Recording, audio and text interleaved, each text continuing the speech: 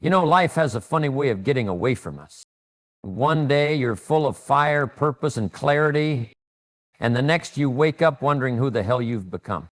It doesn't happen overnight. It's quiet, subtle. The drift starts with small compromises, the kind you promise you'll fix later. Then one day you look in the mirror and you don't recognize the person staring back. That's when you know you haven't just been tired. You've been lost. But here's the truth. Losing yourself doesn't mean you're broken. It means you've outgrown who you used to be. And now it's time to come home. There comes a time in everyone's life when you look up and realize something has gone missing. It's not your wallet, your keys, or even your goals. It's you, the real you. The you that used to laugh louder, think deeper, love harder, and dream bigger. Somewhere between responsibilities and regrets, deadlines and disappointments, you lost touch with the person you used to be. And maybe you don't even remember exactly when it happened, but you know it did. That quiet knowing inside you starts to speak louder. It says, I don't feel like myself anymore. And that's the wake-up call. Not to panic, but to come home. The first step to finding yourself again is simple, but often the most difficult. Recognize that you've drifted, not because you're a failure or because you made some colossal mistake, but because life has a way of slowly pulling you off course when you stop checking the compass. Maybe it was the job you took just to pay the bills that turned into 10 years of burnout. Maybe it was the relationship you stayed in far too long because comfort felt safer than change. Or maybe it was just the slow erosion of self-respect, trading your peace for approval and your truth for acceptance. Whatever it was, the path back begins with awareness. Not shame, not guilt, just the clarity to say, this isn't who I want to be anymore. From there, it helps to pause and reflect on who you used to be before the world got a hold of you. Remember the version of yourself that wasn't afraid to try, to feel, to be bold. What did they love? What made them come alive? What mattered to them when no one else was watching? There's power in remembering because memory reconnects you to the root. It reminds you that underneath the layers of pain, fear, and compromise, the original version of you still exists. They're not gone, they're just buried under years of noise and neglect. Once you reconnect with who you were, you must begin to examine what broke that connection. Was it a betrayal? A series of losses? Was it simply giving too much of yourself to people who gave too little in return? Don't be afraid to look closely at the patterns and people that pulled you away from yourself. Because until you name the wound, you can't clean it. And until you clean it, you'll continue to bleed on everything you try to build. Healing begins with truth, and truth is the foundation of transformation. With truth in hand, it's time to get brutally honest with yourself. Not the kind of honesty that shames you, but the kind that frees you. What are you tolerating that you shouldn't be? Where have you lowered your standards? What are you pretending not to know? Finding yourself again demands that you stop lying to yourself about what's fine when it's not fine. That you stop making excuses for why you're staying small. This kind of honesty is uncomfortable, but it's the gateway to freedom. Because once you stop living in denial, you start living with direction. Now comes the turning point. Redefining your values and vision. It's not enough to say you're lost, you need a new map. What matters most to you now?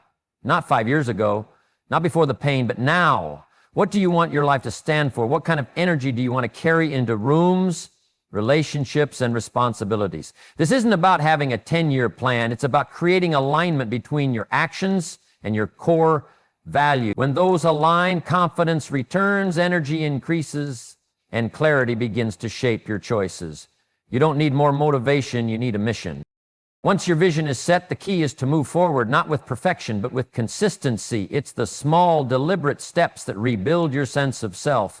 You don't have to overhaul your life in a week, you just need to take daily action that honors your growth. Set boundaries. Say no more often.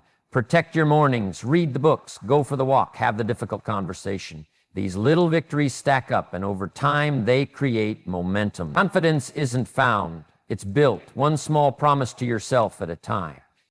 And finally, perhaps the most vital part of the process, protect the person you're becoming. When you begin to rise, the world may not cheer for you. Some people liked you better when you were unsure, dependent, and quiet.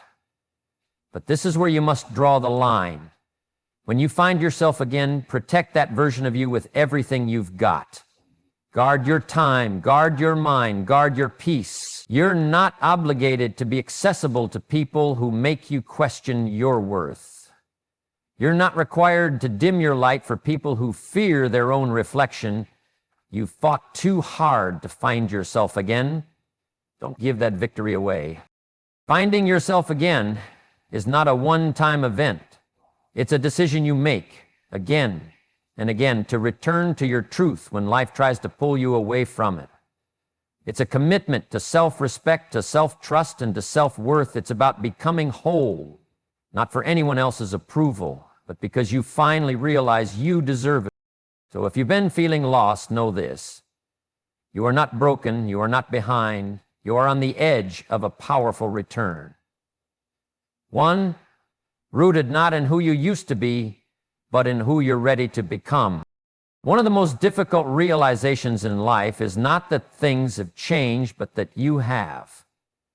That somewhere along the line, without even noticing, you began to drift away from the person you used to be. It didn't happen in a single moment. It wasn't a loud, obvious shift. No, the drift is subtle, quiet, slow, and that's what makes it so dangerous. You don't notice it when it begins. You're too busy adjusting, surviving, sacrificing. You're taking care of things, getting through days, putting out fires. You don't stop to ask, am I still being true to me? Until one day you do. One day something inside you stirs. It could be a moment of silence when the house is finally quiet and you can hear yourself think. It could be a conversation where someone asks, are you happy? And you realize you don't even know how to answer. Or it could be that simple, haunting glance in the mirror when your reflection looks tired, tired in a way that rest doesn't fix. That's the moment when the truth begins to whisper, you've drifted. But recognizing that you've drifted isn't a moment of defeat. It's a moment of awakening. It means you're finally seeing clearly. You're not numb anymore. You're not distracted. You're beginning to pay attention to the most important relationship in your life, the one you have with yourself. And here's the truth most people avoid. It's easy to lose yourself in a world that constantly demands you to be everything for everyone. It's easy to get wrapped up in responsibilities, relationships, roles you never chose but accepted because it seemed like the right thing to do. Maybe you gave so much to others that there was nothing left for you. Maybe you made compromise after compromise, thinking each one was temporary, only to find they became permanent. Or maybe you stopped listening to your own voice because everyone else's seemed louder, more confident, more urgent, so you silenced your needs. You delayed your dreams. You convinced yourself, it's just a phase. I'll come back to me eventually. But eventually never came. Because life doesn't pause for permission, it keeps moving. And when you don't stop to check in with yourself, you lose track of where you're going and, more importantly, who's going there. You keep playing the role, wearing the smile, performing the script, but deep down, something feels off, something feels missing. That something is you. This realization is both painful and powerful. Painful because you feel the weight of your own neglect. You wonder how you let it happen. You feel guilty, maybe even ashamed. But powerful because now you have awareness. And awareness is the beginning of every great transformation. You cannot fix what you don't see. And you cannot change what you don't name. Naming the drift doesn't make you weak. It makes you honest. It means you're ready to stop pretending, ready to stop performing, ready to start returning to your truth. And let's be clear, this drift didn't happen because you were lazy. It didn't happen because you were careless. It happened because life tested you. Life demanded things from you that you didn't feel ready for, but you showed up anyway. You held it together. You did what you had to do. And sometimes Surviving a hard season means putting your identity on the shelf for a while. That's okay. You did what was necessary. But now, the question isn't what life demanded from you. It's what you demand from yourself going forward. Recognizing the drift is about honoring that something deep inside you is craving a return to clarity, a return to peace, a return to alignment. It's not about going back in time or becoming who you were before. It's about reclaiming the parts of yourself that were never meant to be abandoned. Your voice, your values, your vision. And the good news? If you can recognize the drift, you can reverse it. If you're aware of the distance, you can begin the journey back. It won't be immediate. It won't be easy. But it will be worth it. Because nothing in life is more important than being connected to who you truly are. That connection is your compass. It guides your decisions. It fuels your energy, and it restores your confidence. Without it, even the right path feels wrong. With it, even the hard days feel meaningless. So the first step isn't fixing everything. It's not setting goals or making a plan. The first step is looking in the mirror, mentally, emotionally, spiritually, and saying, I see it now. I see how far I've drifted, and I'm ready to find my way back. After you recognize that you've drifted, the next natural step is to pause and reflect not just on what happened, but on who you used to be before the drift began. And this is more than just a trip down memory lane. This is a sacred excavation of your core identity, a moment to rediscover the version of yourself that felt most alive, most present, most honest. Because no matter how far you've gone, that person is still inside of you. Maybe quieter now, maybe a little bruised, but not gone. So ask yourself, who were you before the expectations, before the disappointments, before you had to be strong all the time? Who were you before the world convinced you to dim your light, to second guess your worth, to play smaller than you were born to be? There was a time when you didn't apologize for your passions, when you didn't explain away your dreams, when your laughter came from your belly, not your memory. Go there. Revisit that space. Think back to the version of you that felt the most you. Maybe it was when you were younger, before life demanded explanations for your enthusiasm. Or maybe it was just a few years ago, before a heartbreak or a season of stress stripped your spark. Don't just recall what you looked like. Remember how you felt. What made your eyes light up? What gave you energy even when you were tired? What values guided your decisions? What kinds of people were you drawn to? This is not about nostalgia for the past. It's about insight for the present. Because somewhere in that earlier version of you are the raw ingredients of the person you still long to become. You're not trying to copy and paste who you used to be. You're trying to reconnect with the essence of it, the purity, the clarity, the courage. And don't let the years trick you into thinking you're too far removed from that person. You're not. Growth doesn't erase identity, it reveals it. And sometimes, before we can grow into our next level, we have to return to the foundation of what makes us us. You were never meant to abandon your inner self in the name of maturity. You were meant to evolve, not evaporate. So sit with this version of you for a while. Write down the characteristics you loved most about yourself. Were you creative, kind, fearless, independent? Did you have ideas that felt wild but exciting? Did you trust yourself more? Did you speak up without fearing rejection? Sometimes the answers are painful because you realize how much you've let life silence you. But that's not a reason to feel shame. That's a reason to feel hope, because if you can remember it, you can return to it. And let's not forget, this reflection process is also a form of mourning. You may realize that you miss certain parts of yourself. And that's okay. It's okay to feel grief over the distance between who you are and who you used to be. But in that grief is a message. You are not done yet. You still have time to reclaim the best parts of yourself and carry them forward into something even stronger, even wiser, even more aligned. Because the truth is, the past version of you didn't disappear. They adapted. They made room for survival. They adjusted so you could keep moving.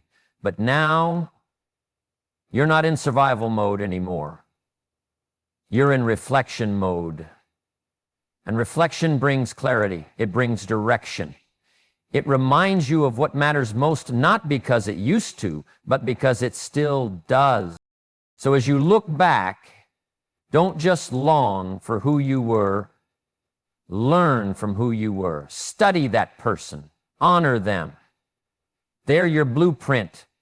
They are the evidence that your true self isn't gone. It's just been waiting for your attention. Once you've remembered who you used to be, the next step is to ask the hard question. What broke the connection? Because the drift didn't happen for no reason. Something, maybe many things, created a distance between you and the person you once were. And until you understand what caused the disconnection, you'll keep trying to build on a shaky foundation. Reflection without truth becomes sentimentality, but reflection with truth, that's where transformation begins. So be brave enough to look back and ask, where did I start losing myself? It could have been a single traumatic event, or it could have been a slow erosion, 1,000 small compromises that build up over time. Maybe it was the heartbreak that shattered your trust in people. Maybe it was the job you took to play it safe, but over time it buried your creativity. Maybe it was the constant need to please everyone around you that led you to forget what you wanted. Sometimes the loss of self isn't dramatic. It's quiet. It looks like always saying yes to avoid conflict. It looks like silencing your opinions because you didn't want to be judged. It looks like setting your dreams aside just for now until years passed and you forgot they were ever yours. Often, the disconnection isn't born from a moment of weakness. It's born from years of self-neglect in the name of keeping peace, staying busy, or avoiding pain. And sometimes the break in connection is rooted in pain that isn't even yours. Maybe you inherited the weight of someone else's expectations. Maybe you grew up in a home where being yourself was met with criticism or control. So you learned to shrink. You learned to be who they needed, not who you truly were. And you carry that survival pattern into adulthood, thinking it was maturity when in reality it was self-abandonment.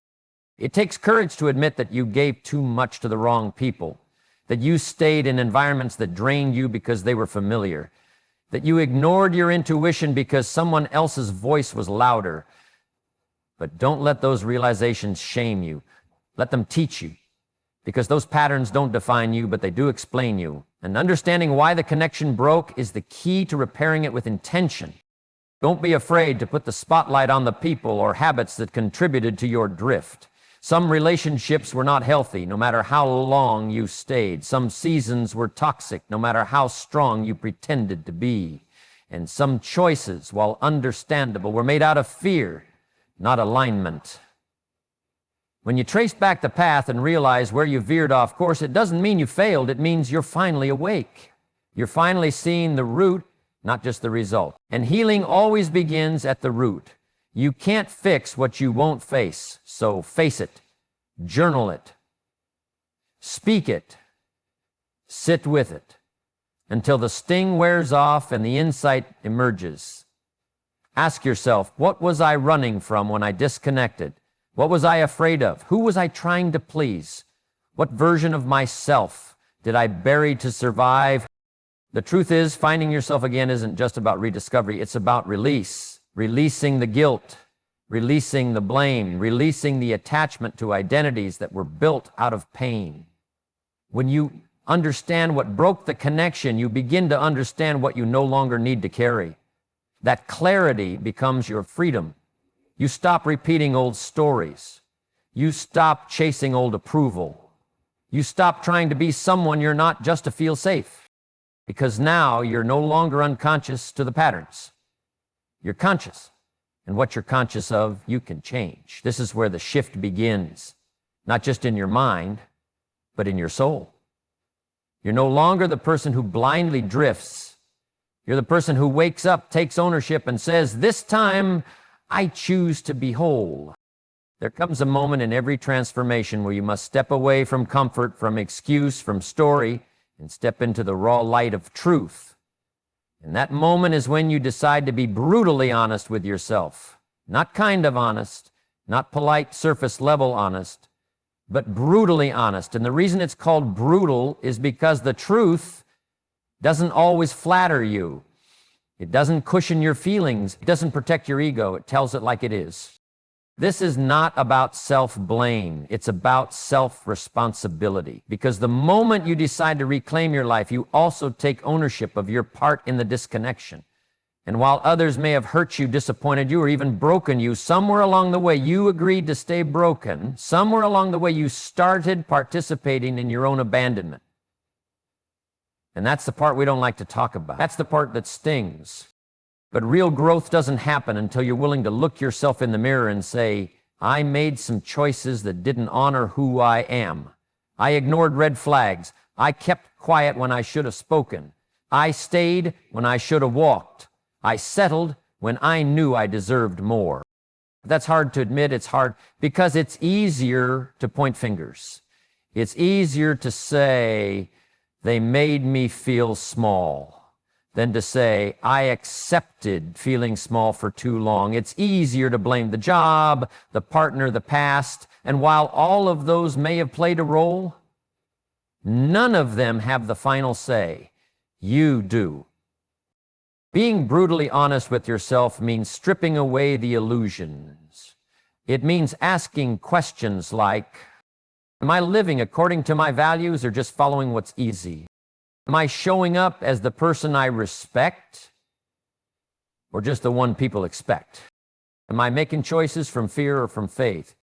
Am I addicted to distraction because I'm afraid of stillness?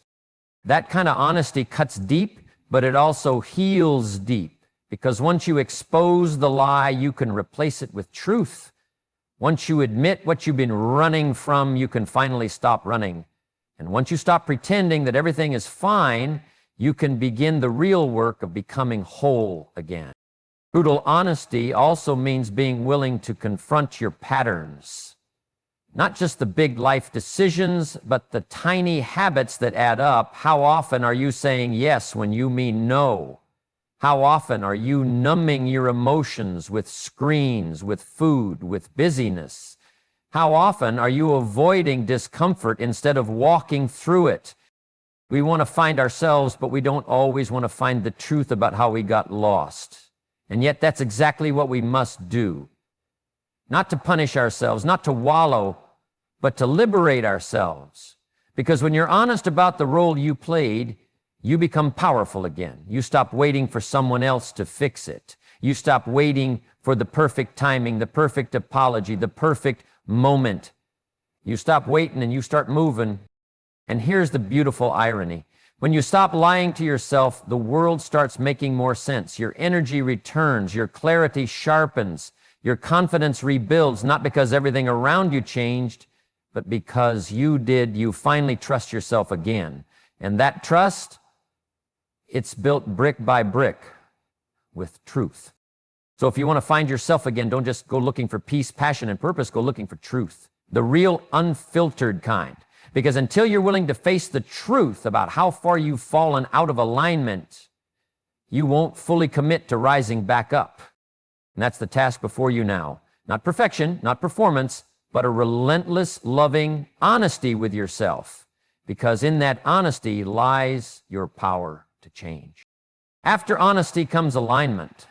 And the way you align your life, again, is by reconnecting with your core values.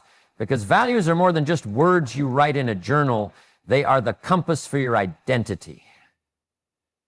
When you know your values, decisions become clearer, boundaries become stronger, and life starts to feel like it's being lived on purpose, not on autopilot.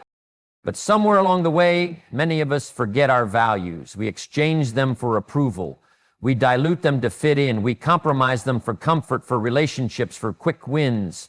And when we do that long enough, we wake up one day feeling hollow, feeling like something is missing. And what's missing isn't success. It isn't love. It's alignment. We've lost connection with what matters to us at our core. So ask yourself, what do I stand for? What do I believe in when no one is watching? What principles do I want my life to reflect? Maybe it's honesty. Maybe it's creativity. Maybe it's growth, compassion, integrity, or freedom. Whatever they are, they must be yours, not inherited, not imposed, yours.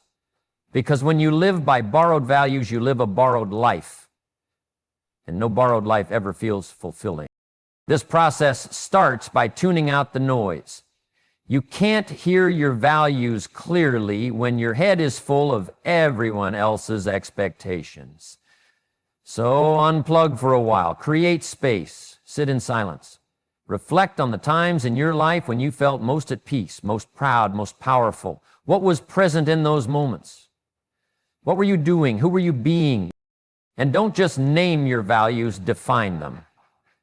If you say you value freedom, what does that look like in your daily decisions? If you say you value honesty, are you practicing it in your relationships or just expecting it from others? If you value growth, are you pursuing challenges that stretch you or settling for routine? Values are not theories, they are practices. They show up in how you spend your time, how you treat people, how you handle pressure. And the truth is, the more aligned you are with your values, the more grounded you feel, regardless of your circumstances. You could be in a storm, but if you're living by your values, you'll still have peace. You could be facing uncertainty, but if you're in alignment, you'll still have direction. Most people think they need a new plan, but what they really need is a new alignment, a life that reflects who they are on the inside.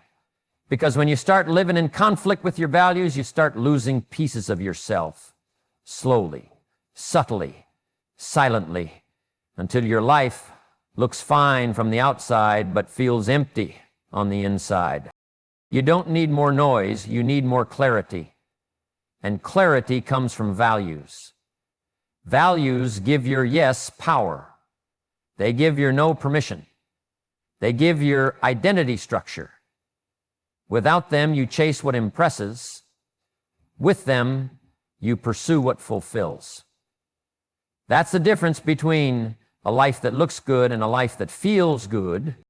And here's something important. Your values may evolve.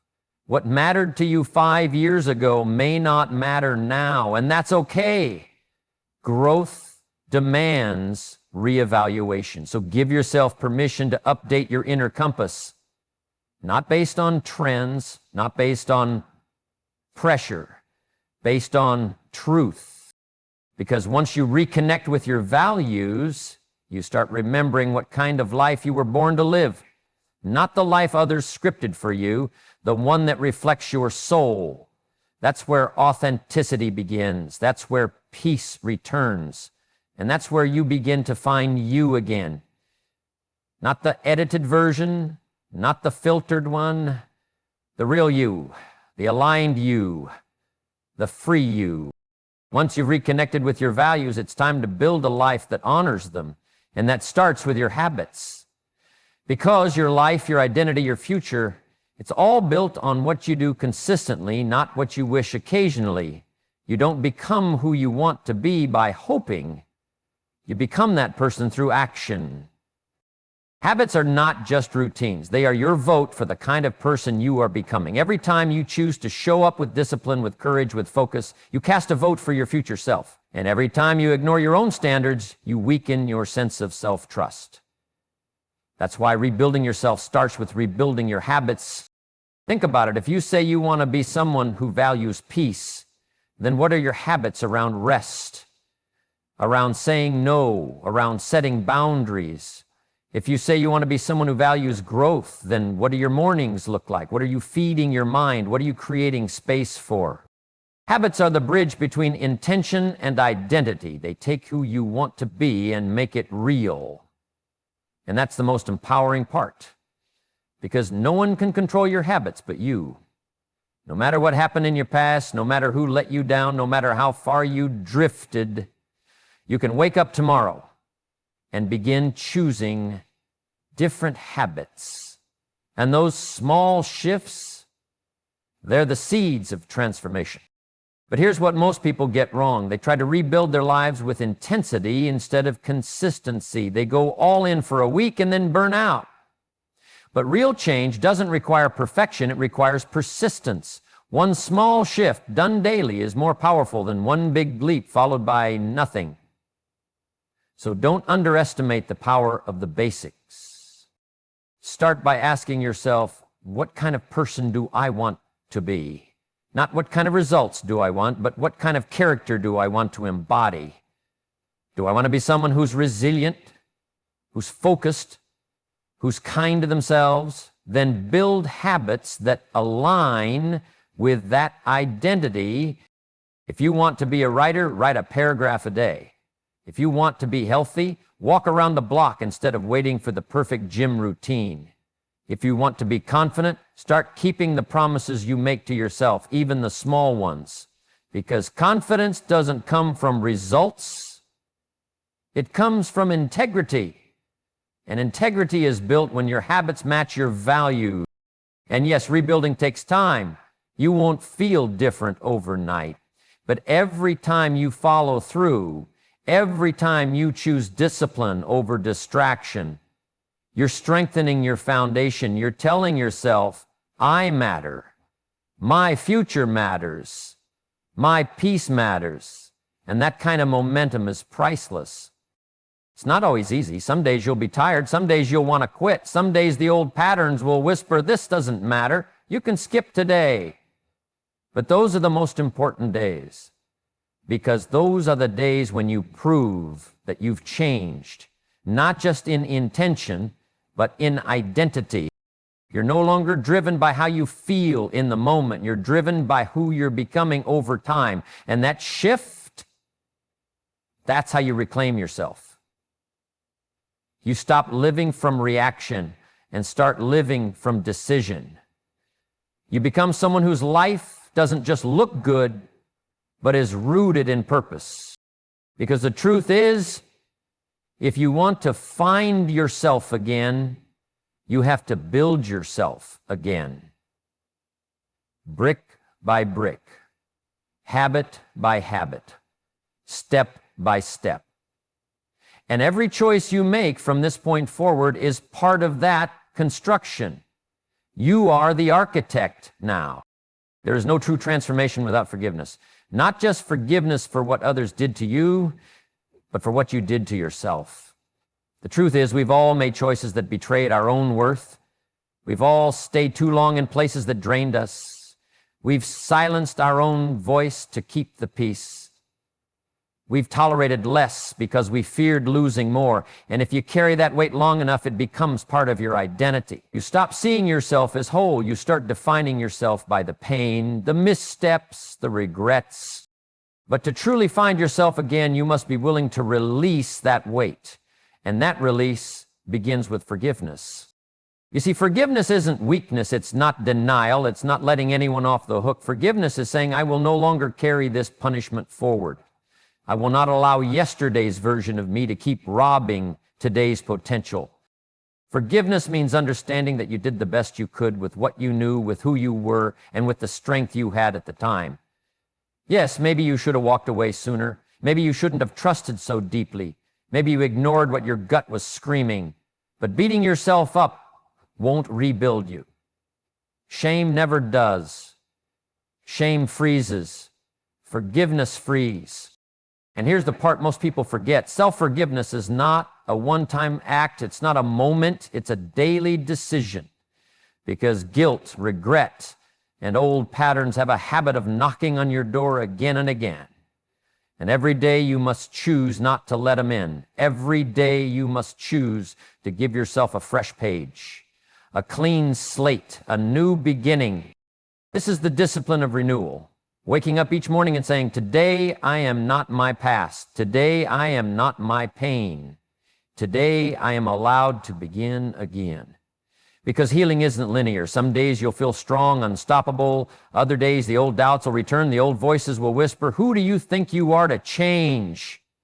And it's on those days that self-forgiveness becomes your anchor. You don't have to be perfect to be worthy of love. You don't have to have it all figured out to take the next step. You don't have to erase the past to create a future. You just have to decide that your past will no longer be the narrator of your story. Forgive yourself for the years you were asleep to your potential, for the times you chose silence over truth, for the way you taught people how to treat you by what you tolerated. Forgive yourself for not knowing how to love yourself sooner, for making survival your identity instead of healing your priority, because you know better now. And when you know better, you can begin again, not from scratch, but from experience. And that's powerful. You're not starting over. You're starting wiser, with clarity, with intention, with depth. And here's the thing. This beginning again isn't something that happens just once. It's something you must do every single day. The world will try to pull you back into the old version of yourself. People will try to define you by your past, but you have to keep choosing yourself. Again, that's how you reclaim your identity, not with a single leap, but with 1,000 quiet, defiant steps that say, I am not who I used to be. I am becoming who I was always meant to be. Forgiveness is the soil. Beginning again is the seed. Water it with consistency, and your life will bloom into something beautiful, not because it was always easy, but because you finally chose yourself. So here you are, standing at the edge of a new chapter, holding the pieces of your past in one hand and the possibility of your future in the other. And the truth is, you don't need to be rescued. You don't need permission. You don't need to wait for perfect conditions. What you need is you in your most honest form. You willing to sit in the discomfort long enough to ask the hard questions. You ready to stop chasing approval and start chasing alignment? You brave enough to rebuild not just your routines, but your identity. Because finding yourself again isn't about going backward. It's not about returning to who you used to be. It's about coming home to who you were always meant to be before the world told you who to become, before the heartbreak, before the self-betrayal, before you forgot your own worth. And the beauty is, you don't have to wait for a new year, a new job, a new relationship to start again.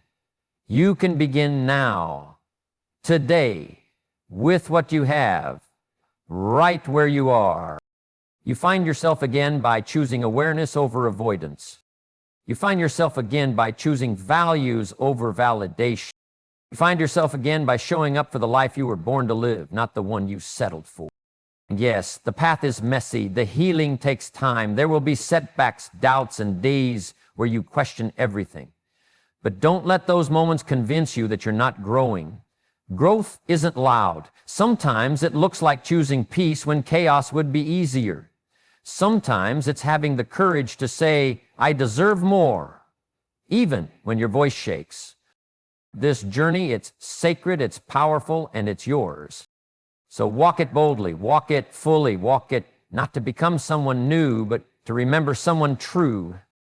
Because the most powerful discovery you will ever make is rediscovering yourself.